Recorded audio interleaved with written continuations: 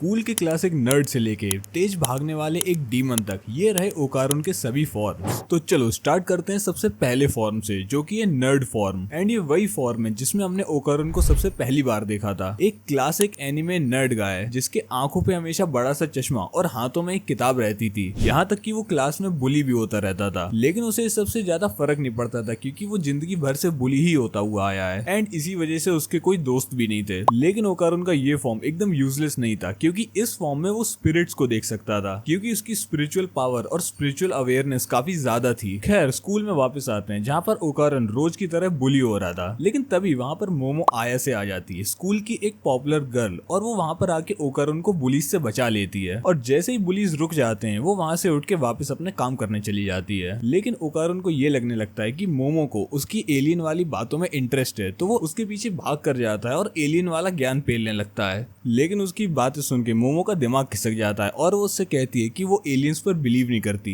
लेकिन वो घोस्ट पर बिलीव करती है क्योंकि उसकी ग्रैंड माँ एक साइकिक है। और ये सुनते ही ओकारुन उस पर हंसने लगता है और उनके बीच बहस स्टार्ट हो जाती है। और तभी वो दोनों शर्त लगाते हैं जिसमें ओकारुन एक हॉन्टेड टनल में जाएगा ताकि वो मोमो को प्रूव कर सके कि घोस्ट एग्जिस्ट नहीं करते हैं, और मोमो एक क्रीपी एबेंडेंड हॉस्पिटल में जाएगी ताकि वो ओकारुन को गलत साबित कर सके कि एलियंस नहीं होते हैं। फाइनली रात हो जाती है और ओकारुन टनल के अंदर जाने लगता है। तभी अचानक से वहाँ पर उसे एक बूढ़ी औरत दिखती है। उसे देखने के बाद ओकारुन की फट जाती है और वो वहाँ से भागने की कोशिश करता है, लेकिन वो बूढ़ी औरत कोई और नहीं बल्कि टर्बो ग्रैनी थी, जो कि बहुत तेज भागती है। और इससे पहले वो कुछ समझ पाता वो कर्स्ड हो जाता है और यहीं पर मिलता है उसे अपना सेकंड फॉर्म। जब टर्बो ग्रैनी ओकारुन को कर्स करती है तो वो उसका केला भी चुरा लेती है और उसकी बॉडी पे टेक ओवर कर लेती है, जिससे उसके चेहरे पर एक क्रीपी सा ओल्ड मास्क आ जाता है और उसके बाल भी लंबे और सफेद हो जाते हैं, लेकिन उसकी बॉडी जैसी थी वैसी ही रहती है। साथ ही इस फॉर्म में मिलती है ओकारुन को क्रेजी स्पीड, जिससे वो बहुत तेज भाग पाता है, और तो और उसकी स्ट्रेंथ भी इनह्यूमन हो जाती है। इस फॉर्म में ओकारुन की ड्यूरेबिलिटी भी काफी ज्यादा बढ़ जाती है, मतलब वो बहुत सारे अटैक्स झेल पाता है। और इस फॉर्म को हमने सबसे पहली बार तब देखा था जब वो मोमो के फोन से बाहर निकल आया था, जब उसको सर्पो एलियंस ने किडनैप कर लिया था। फोन से बाहर निकलते ही ओकारुन वहां पर बवाल मचा देता है और पागलों की तरह इधर उधर भागने लगता है और चिल्लाते हुए कहता है कि वो उन सभी एलियंस के केले ले लेगा। इवन दो ओकारुन इस फॉर्म में पोजेस्ड है, लेकिन कई बार वो अपने सेंसेस में वापस आ जाता है, जिससे टर्बो ग्रैनी का मास्क कट के आधा हो जाता है। लेकिन क्योंकि टर्बो ग्रैनी बहुत ज्यादा पावरफुल है तो वो अपना कंट्रोल वापस ले लेती है और मोमो पर भी हमला कर देती है। लेकिन मोमो खुद के साथ साथ ओकारुन को भी बचा लेती है क्योंकि वो अपनी साइकोकिनेसिस वाली पावर्स को अनलॉक कर लेती है, जिससे अब वो टर्बो ग्रैनी को सप्रेस कर सकती है और ओकारुन अपने नॉर्मल फॉर्म में वापस आ सकता है। लेकिन ये तब तक ही काम करेगा जब तक मोमो अपनी एबिलिटीज यूज करती रहेगी। तो मोमो डिसाइड करती है कि वो ओकारुन को अपने साथ अपने घर ले जाएगी। घर पहुंचने के बाद जब ओकारुन अपने कपड़े बदल रहा था तो वो नोटिस करता है कि उसकी तो गोटियां ही गायब हो चुकी हैं। लेकिन इससे पहले वो कुछ भी सोच पाता डोरबेल बजती है और जैसे ही वो लोग बाहर जाकर चेक करते हैं वो देखते हैं कि फ्लैटवुड्स नाम का एक एलियन मॉन्स्टर खड़ा हुआ है जो कि उनके पीछे पड़ जाता है। और यहीं पर हमें देखने को मिलता है ओकारुन का नेक्स्ट फॉर्म, उसका turbo granny form. Basically momo अपनी पावर्स को यूज करके उसके कर्स को सप्रेस कर देती है, जिससे ओकारुन एक्चुअली में टर्बो ग्रैनी की क्रेजी पावर्स को यूज कर पाता है अपना कंट्रोल मेंटेन करते हुए। जैसे ही ओकारुन इस फॉर्म में आता है उसके बाल रेड एंड व्हाइट कलर के हो जाते हैं और वो ऊपर को लहराने भी लगते हैं और उसकी आंखों के नीचे दो रेड स्ट्राइप्स आ जाती हैं एंड उसको एक जॉ मास्क मिलता है जिसमें बहुत सारे दांत होते हैं। इस फॉर्म में ओकारुन की बॉडी भी थोड़ी सी बल्क अप हो जाती है और उसका पोस्चर आगे को बेंड हो जाता है। उसके नाखून ब्लैक शार्प क्लॉज की तरह हो जाते हैं और उसके कपड़ों से कुछ ऐसे टाइप की फ्लेम्स भी निकलने लगती हैं। लेकिन उसके सिर्फ लुक्स ही चेंज नहीं हुए थे, उसकी पूरी की पूरी पर्सनैलिटी बदल जाती है। वो थोड़ा सा डिप्रेस्ड हो जाता है लेकिन साथ ही साथ कॉन्फिडेंट भी। अब चलो इसकी कुछ पावर्स और एबिलिटीज के बारे में बात कर लेते हैं। इस फॉर्म में ओकारुन की स्पीड बहुत ज्यादा बढ़ जाती है क्योंकि अब वो फ्रीली टर्बो ग्रैनी की पावर्स का इस्तेमाल कर सकता है और उसके पास एक अल्टीमेट मूव भी आ जाता है जिसे वो कहता है ऑल आउट, जिसमें वो खुद को 100 किलोमीटर पर आवर की स्पीड से लॉन्च करता है, बेसिकली एक ह्यूमन मिसाइल की तरह, और अपने सामने आने वाली हर चीज के टुकड़े टुकड़े कर देता है। लेकिन इस एबिलिटी की एक लिमिटेशन भी है, ओकारुन इसे सिर्फ 2 ही बार यूज कर सकता है क्योंकि उसके बाद वो पूरी तरीके से बर्नआउट हो जाता है। और हाँ, इस फॉर्म में ओकारुन अपने पैरों को जोर जोर से घुमा के उड़ भी सकता है एंड उसके नए मास्क में भी क्रेजी बाइट फोर्स है जिसका यूज करके उसने फ्लैटवुड मॉन्स्टर की 5 उंगलियां उखाड़ दी थी। और इस पावर की मदद से ओकारुन ने फ्लैटवुड मॉन्स्टर को अच्छा खासा डैमेज दिया था, जिसके बाद मोमो उसे हरा पाई थी। अब इसके बाद ये दोनों जाते हैं शोनो सिटी के टनल में जहाँ पे ये टर्बो ग्रैनी से ओकारुन का केला वापस ले पाए। लेकिन वहाँ पर टर्बो ग्रैनी इन्हें कैप्चर कर लेती है और इन्हें ऑलमोस्ट मार ही देती है, लेकिन ओकारुन वहाँ पर उससे फाइट बैक करने लगता है और वो भी कुछ बहुत ही वियर्ड वे में, और इससे टर्बो ग्रैनी को बहुत ज्यादा गुस्सा आ जाता है, जिसकी वजह से वो ओकारोन के अंदर वापस चली जाती है। और तभी मोमो टर्बो ग्रैनी को ओकारोन के अंदर ही सील कर देती है। लेकिन तभी उस टनल से एक दूसरी स्पिरिट इनके पीछे पड़ जाती है। ओकारोन तुरंत मोमो को पकड़ता है और जितनी तेज हो सकता है वहां से भागने की कोशिश करता है, जिसकी वजह से उसकी बॉडी काफी ज्यादा वीक हो जाती है। और इसी मौके का फायदा उठा के टर्बो ग्रैनी वहां से बाहर निकल जाती है और उस दूसरी स्पिरिट के साथ फ्यूज हो जाती है। लेकिन मोमो की क्विक थिंकिंग की वजह से ये लोग जैसे तैसे टर्बो ग्रैनी से बच के कामिको सिटी तक एस्केप कर जाते हैं। और सेको जो कि मोमो की ग्रैनी है, उसकी मदद से ये सभी लोग टर्बो ग्रैनी का किस्सा वहीं पर खत्म कर देते हैं। वेल, उन्हें तो ऐसा ही लगा था। अगले दिन ओकारोन स्कूल में ये चीज नोटिस करता है कि उसके अंडे तो गायब हो चुके हैं, यानी कि उसकी दोनों बॉल्स मिसिंग हैं। वो तुरंत भाग कर जाता है और मोमो को ये बात बताता है, और उसके बाद वो दोनों मोमो के घर जाते हैं, जहाँ पर सेको कोई सा तो रिचुअल करती है जिससे उसके सामने रखी कैट डॉल जिंदा हो जाती है। और फिर इन्हें पता चलता है कि इस कैट में टर्बो ग्रैनी की आत्मा आ चुकी है। सो बेसिकली ये टर्बो ग्रैनी है और वो इतने टाइम से ओकारोन के अंदर ही छुपी हुई थी। जिसके बाद टर्बो ग्रैनी बोलती है अगर ओकारोन मोमो और सेको को मार देता है तो वो उसको उसकी बॉल्स वापस कर देगी। और ये बात सुनते ही ओकारोन को काफी ज्यादा गुस्सा आ जाता है, जिसके बाद हमें देखने को मिलता है उसका third form, true turbo granny form. ये फॉर्म उसके पहले वाले फॉर्म की तरह सेम पावर्स कैरी करता है, लेकिन इसमें एक डिफरेंस है। सो बेसिकली जब सेको और मोमो ने टर्बो ग्रैनी की स्पिरिट को ओकारोन के अंदर से निकालकर उस डॉल में डाल दिया था, तो टर्बो ग्रैनी तो बाहर आ गई थी, लेकिन उसकी स्पिरिचुअल पावर ओकारोन की बॉडी के अंदर ही रह गई। जिसका मतलब कि ओकारोन अब जब चाहे तब टर्बो ग्रैनी की क्रेजी पावर्स को एक्सेस कर सकता है, वो भी बिना किसी लिमिटेशंस के। जैसे कि जब एक बार स्कूल में कुछ लड़के मोमो के बारे में कुछ रूमर्स फैला रहे थे, तो ये बात ओकारोन को पता चल जाती है और वो तुरंत ट्रांसफॉर्म होकर उन बंदों की ऐसी तैसी कर देता है। और इस पावर का इस्तेमाल ओकारोन ने एक्रोबैटिक सिल्की और सर्पो एलियंस के सामने भी करा है। लेकिन इतनी सारी बैडेस्ट पावर होने के बावजूद भी ओकारोन को अपनी गोलियां तो चाहिए ही थी,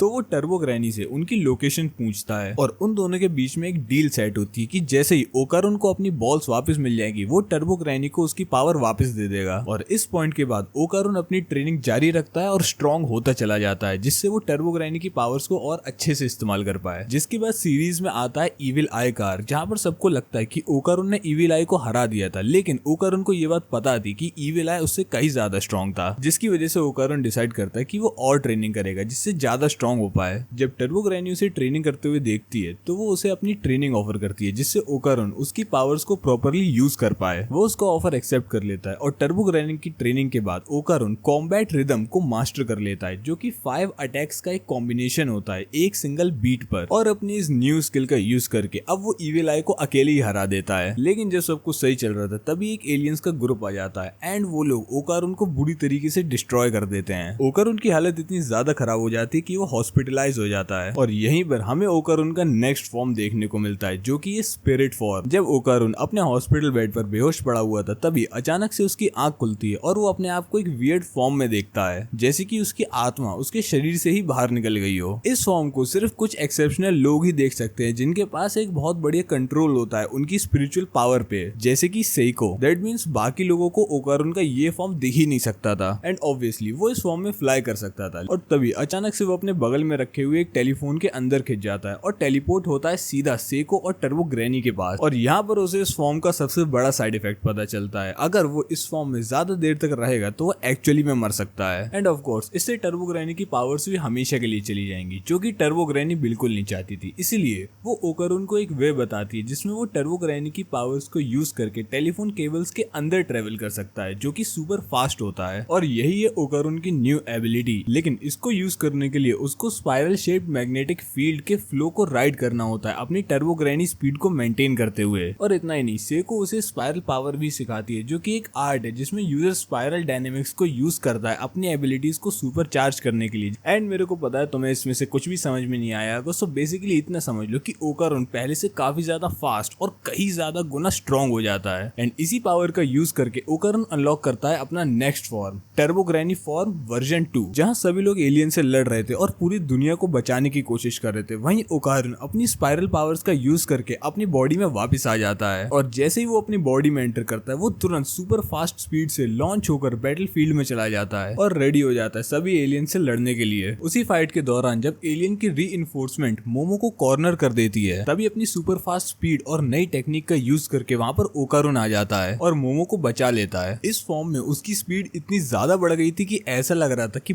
बैटलफील्ड में लाइटनिंग गिरी हो और इससे पहले वो एलियंस को समझ पाते या कुछ कर पाते, ओकारुन पलक झपकते ही सबको खत्म कर देता है और इसी तरीके से ओकारुन और उसके दोस्त ये फाइट जीत जाते हैं। अब अपने नेक्स्ट फॉर्म के लिए हम सीधा चलते हैं डानमारा आर्क पर, जहाँ पर ओकारुन ने अनलॉक करा था अपना फुल पावर फॉर्म। तो डानमारा आर्क में चीजें थोड़ी सी ऑफ हो गई थी क्योंकि मोमो एक अजीब से डायरामा में कैद हो गई थी और उसको छुड़ाने का सिर्फ एक ही तरीका था, उस योकाई को मारना जिसने ये सब क्रिएट किया था। तो ओकारुन भी उस योकाई के कर्ज के अंदर चला जाता है मोमो को बचाने के लिए और वहां पर उसका सामना होता है एक बहुत ही पावरफुल फेरी टेल कार्ड से, वही बंदा जिसने ये कर्ज्ड ट्रंक बनाया है। और ओकारुन तुरंत उसका पीछा करने लगता है। अब भागते भागते वो उसके पास पहुंच जाता है, लेकिन वो देखता है कि फेरी टेल कार्ड ऑलरेडी एक powerful character Count Saint Germain से फाइट कर रहा था। लेकिन यहाँ पर ओकारुन के लिए एक नई प्रॉब्लम खड़ी हो जाती है। उसने अपने दोनों ऑल आउट्स ऑलरेडी यूज कर ली थी, तो वो वापस अपनी टर्बो ग्रैनी फॉर्म में ट्रांसफॉर्म नहीं हो पा रहा था। तो इस चीज को काउंटर करने के लिए वो अपनी लिमिट्स को पुश करता है और जबरदस्ती ट्रांसफॉर्म होने की कोशिश करने लगता है। लेकिन तभी वो म्यूटेट हो जाता है और अनलॉक करता है अपनी फुल पावर फॉर्म को एंड इस फॉर्म में उसका लुक कुछ एक वाइल्ड एनिमल की तरह हो जाता है और बिना किसी देरी के वो फेरी टेल कार्ड को हराकर मोमो को बचा लेता है। और उस योकाई को हराने के बाद ओकारुन को उसकी सेकंड बॉल भी वापस मिल जाती है, जिसका मतलब था कि अब उसे टर्बो ग्रैनी की पावर्स उसे वापस करनी पड़ेंगी। जहाँ पर हमें देखने को मिलता है उसका एक new form, no Turbo Granny power. जैसा कि इसका नाम बताता है, ओकारुन के पास जितनी भी टर्बो ग्रैनी की क्रेजी पावर्स थी वो सब चली जाती हैं। लेकिन इसका ये मतलब नहीं था कि ओकारुन पहले की तरह कमजोर और नर्डी बन गया हो। टर्बो ग्रैनी की पावर्स इस्तेमाल करने के बाद और इतनी ट्रेनिंग करने के बाद उसकी बॉडी नॉर्मल ह्यूमन से कई ज्यादा गुना स्ट्रॉन्ग हो गई थी। इसका मतलब वो काफी ज्यादा एथलेटिक और बहुत ज्यादा स्ट्रॉन्ग था एंड एलियंस के अगेंस्ट भी वो कई हद तक अपने आप को संभाल लेता था। लेकिन कई बार उसकी फिजिकल स्ट्रेंथ इतनी इनफ नहीं रहती थी, जिसकी वजह से वो फाइट के दौरान अक्सर पिट जाया करता था। और इसका सॉल्यूशन निकालते हुए ओकारुन को मिलता है एक नया फॉर्म, नैनो स्किन आर्मर। वैसे तो एक ट्रांसफॉर्मेशन कम और एक गेटअप ज्यादा लगता है, लेकिन स्टिल फाइट के दौरान ये आर्मर उसे हेल्प करता है ताकि वो खुद को एनिमी के अटैक से प्रोटेक्ट कर पाए और उनको वापस से अटैक कर पाए। इस आर्मर में जेट बूस्टर्स भी लगे हुए हैं, जिससे ओकारुन अपने आप को लॉन्च कर अपोनेंट के अटैक से बच सकता है और अपने अटैक की पावर भी बढ़ा सकता है। लेकिन एलियंस को बीट करने के लिए कई बार इतना काफी नहीं रहता था, तो ओकारुन और किंटा मर्ज होने का डिसाइड करते हैं और एक अपग्रेडेड और पावरफुल आर्मर बनाते हैं जो वो दोनों साथ में कंट्रोल कर पाए, जिससे ये लोग फाइनली एलियंस को हरा देते हैं। लेकिन अब ओकारुन हर बार ऐसे आर्मर में रह के तो नहीं लड़ सकता एंड इसी वजह से करेंटली मांगा में उसे मिलता है एक नया वेपन। लेकिन अभी मांगा में इसके बारे में ज्यादा बताया नहीं गया है, फिर भी मैं इसे इंक्लूड कर दे रहा हूँ। यह है ओनी क्लब फॉर्म। उन एलियंस को हराने के बाद सेको मांजीरो से ओकारुन को एक ओनी क्लब देने को कहती है, जो कि दिखने में एक बेकार सी लकड़ी लगती है और ओकारुन को भी यही लगता है। लेकिन ये लकड़ी एक्चुअली में बहुत पावरफुल है। सेको उसे बताती है कि क्योंकि अब तुम्हारे पास टर्बो ग्रैनी की पावर्स नहीं है, तो मांजीरो की थोड़ी ट्रेनिंग और इसकी मास्टरी के बाद तुम अकेले एलियंस का सामना कर पाओगे और खुद को प्रोटेक्ट कर सकोगे। और यही थे ओकारुन के 9 फॉर्म्स। तुम्हें कौन सा अच्छा लगा कमेंट्स में जाके बताओ। और हाँ, मेरे पास एक डिस्कॉर्ड सर्वर भी है, अगर तुम्हें अपने ऐसे एनीमे फैन से बात करनी है तो तुम वहाँ पे ज्वाइन कर सकते हो, और वरना तो मैं वहाँ पर एक्टिव रहता ही हूँ। तो चलो मैं चला अगली वीडियोस पे काम करने, तब तक के लिए तुम स्क्रीन पे आ रही इन वीडियोस को चेकआउट करो।